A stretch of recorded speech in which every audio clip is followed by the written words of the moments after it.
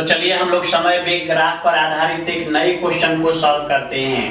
तो क्वेश्चन आप देख सकते हैं, दिया गया है कि एक वस्तु का समय वेग ग्राफ इस चित्र में प्रदर्शित किया गया है, जहां वस्तु का वेग मीटर प्रति सेकेंड में तथा समय सेकेंड में है। तो इस समय वेग ग्राफ से निम्नलिखित का मान ज्ञात करें। भाई पहला दिया जा रहा है कि 5 से 10 सेकेंड के बीच वस्तु का विस्थापन, दूसरा है 5 से 10 सेकेंड के बीच वस्तु का त्वरण और तीसरा है 5वें सेकेंड पर वस्तु का।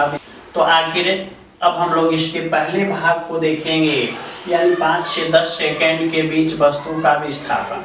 तो आपको पहले ही ये समझाया जा चुका है कि समय वेग ग्राफ में प्राप्त होने वाली रेखा और समय अक्ष के बीच घिरे हुए क्षेत्रफल से ही वस्तु का विस्थापन प्राप्त होता है।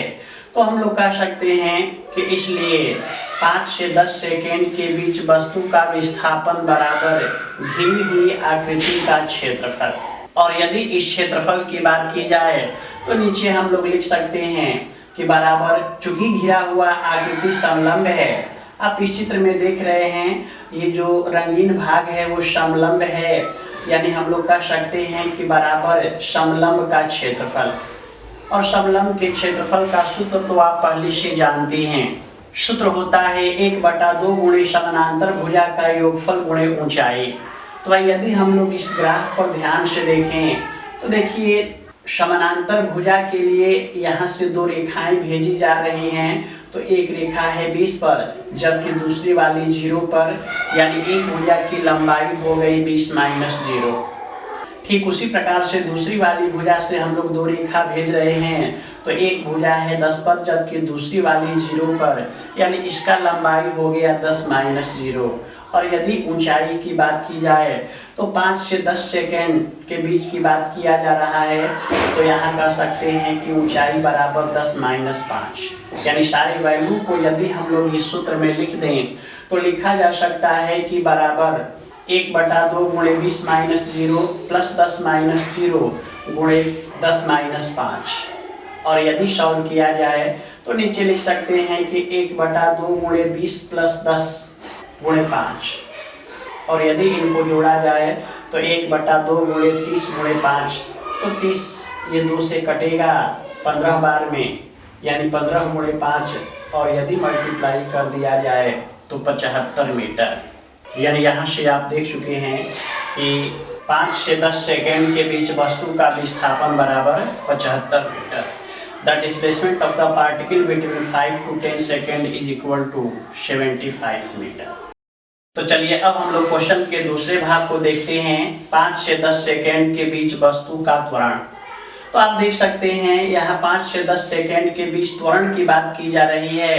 और हम आपको पहले ही समझा चुके हैं कि समय वेग ग्राफ में प्राप्त होने वाली रेखा के ढाल से ही वस्तु का त्वरण प्राप्त होता है। तो भाई हम लोग कह सकते हैं कि 5 से 10 सेकेंड के बीच वस्तु का त्वरण बराबर रेखा ए बी की ढाल। और ढाल का मतलब तो आप समझते हैं, tan थीटा, यानी लिख सकते हैं कि A = tan थीटा। और यदि हम लोग tan थीटा की बात करें तो त्रिभुज ABC में आप देख सकते हैं कि tan theta = perpendicular by base, लंब बटा आधार।